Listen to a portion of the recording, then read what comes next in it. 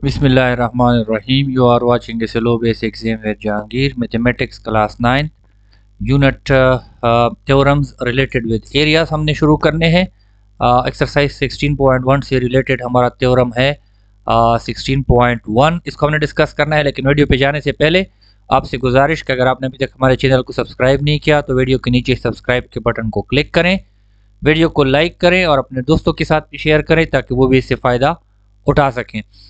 अच्छा, as usual हमने theorem को डिस्कस करना है 16.1 को, लेकिन थ्योरम को डिस्कस करने से पहले कुछ इंपॉर्टेंट टर्म्स हैं, उनको भी हम डिस्कस करेंगे कि what is area of a figure, what is the rectangular region between the same parallel, what do we mean by that, and what is the altitude और height of the parallelogram. So सबसे पहले in terms को define करते हैं, फिर theorem शुरू करते हैं। सबसे पहले हमारी बात है कि एरिया ऑफ ए फिगर से हमारी क्या मुराद है। The region enclosed by the bounding lines of the closed figure is called the area of the figure। मिसाल के तौर पर हमारे पास एक फिगर है और वो क्लोज्ड है, बंद है, तो इसके अंदर जितनी भी जगह बन रही है इस सब को हम एरिया ऑफ द फिगर कहते हैं। ये तो बचपन से आप लोग पढ़ते आ रहे हैं, आई डू होप इसमें कोई प्रॉब्लम नहीं होगी। The area of a closed region is expressed in square units, square metre या मीटर स्क्वायर। इसको जब भी हम रिप्रेजेंट करते हैं, अगर मीटर में होगा तो मीटर स्क्वायर होगा, सेंटीमीटर में होगा तो सेंटीमीटर स्क्वायर होगा, फीट में होगा तो फीट स्क्वायर होगा, मतलब स्क्वायर में इसको रिप्रेजेंट करते हैं और ये हमेशा हमारे पास पॉजिटिव रियल नंबर होता है। दूसरी बात, रेक्टेंगुलर रीजन से हमारी क्या मुराद होती है।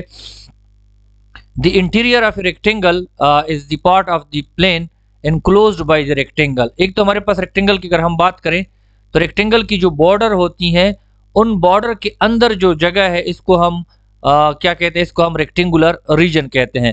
और रेक्टेंगुलर रीजन जो है that is the union of rectangle and it's interior. मतलब ये इस बात का कि ये जो हमारे पास ये रेक्टेंगुलर रीजन है ये पूरा, और इसमें हमारे पास ये बॉर्डर को हम रेक्टेंगल कहते हैं और इसका अंदर का जो हिस्सा है जो कि एरिया कहलाता है, इन दोनों की कॉम्बिनेशन को, मतलब अंदर का हिस्सा और उसके साथ बॉर्डर भी शामिल करें तो इसको हम कहते हैं रेक्टेंगुलर रीजन।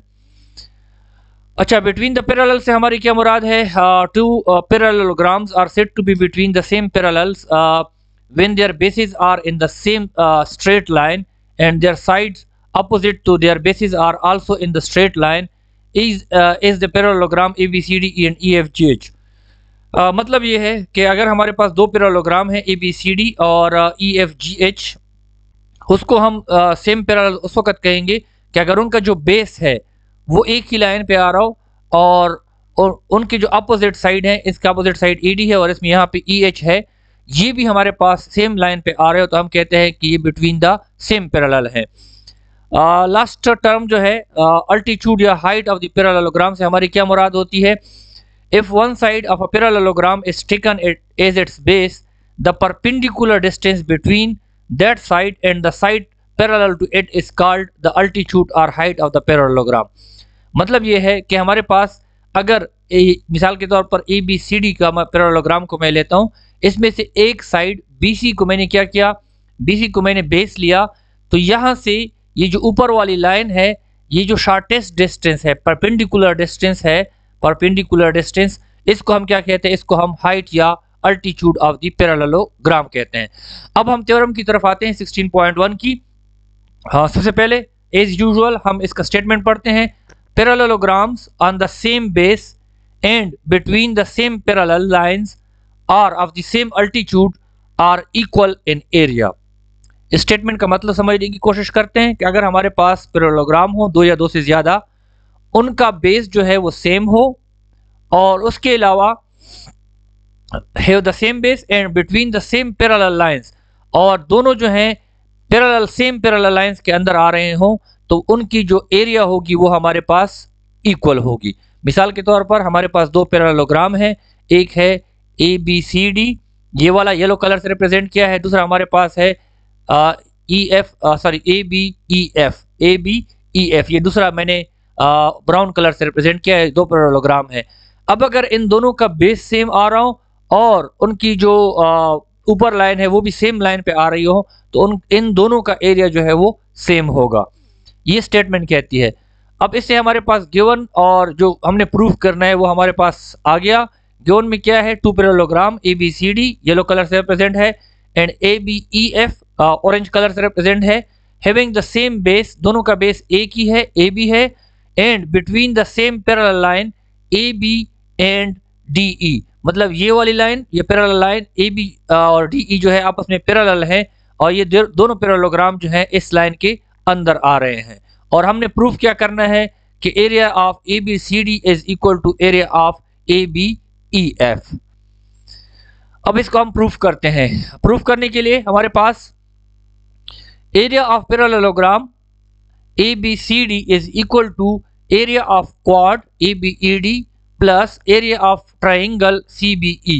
हमारे पास क्या है, हमारे पास ये जो मैंने यहाँ पे ब्लू कलर से रिप्रेजेंट किया है, ये दोनों पैरेललोग्राम का कॉमन एरिया है, दोनों में आ रहा है, इसलिए मैंने इसको अलग कलर से रिप्रेजेंट किया है ताकि समझने में आपको आसानी हो। तो यहाँ पे सबसे पहले हम इसकी बात करते हैं ABCD की। इसमें ये वाला रीजन जो है, जो क्वाड है, मतलब जिसके 4 साइड हैं और यहाँ पे ब्लू कलर से है, और उसके साथ ये जो ट्रायंगल बन रहा है CEB, जिसको मैंने येलो कलर से, ये ट्रायंगल शुरू से हम येलो कलर से पैरेललोग्राम येलो कलर से रिप्रेजेंट कर रहे हैं।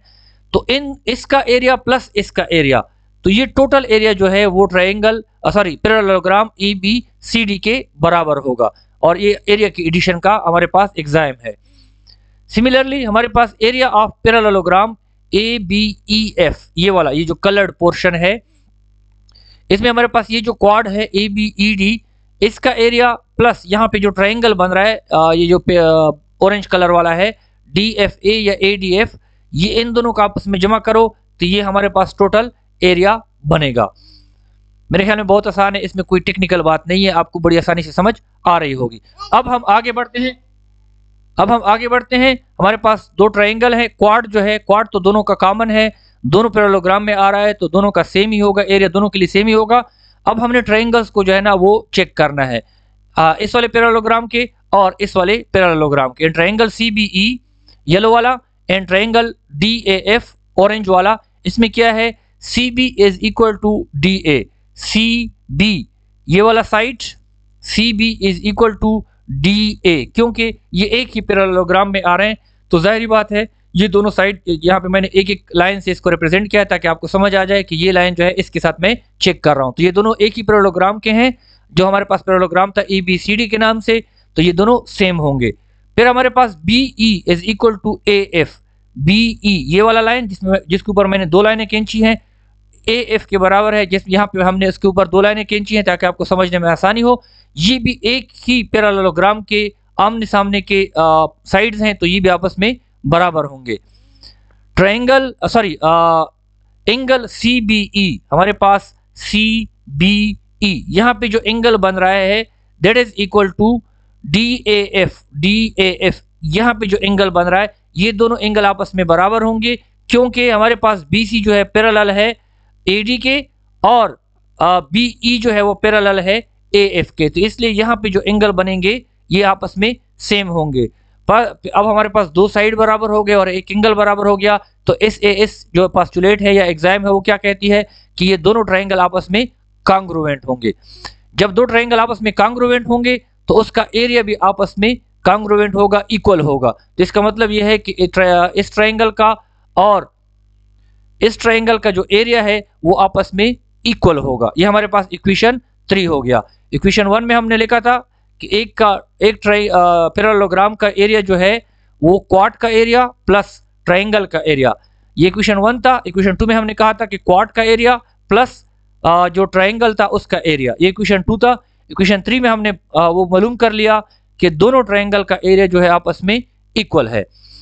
अब हमारे पास क्या आ गया, hence area of parallelogram ABCD is equal to area of parallelogram ABEF।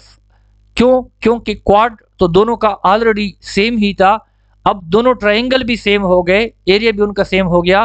तो जब क्वाड का भी सेम है, ट्रायंगल्स का भी सेम है, तो इसका मतलब ये है कि इन दोनों का भी आपस में सेम है और ये हमने इक्वेशन 1, 2 और 3 से डिड्यूस कर लिया। Thanks for watching, but don't forget to subscribe our channel and share with others for their educational help. मिलते हैं नेक्स्ट वीडियो में। अल्लाह हाफिज़।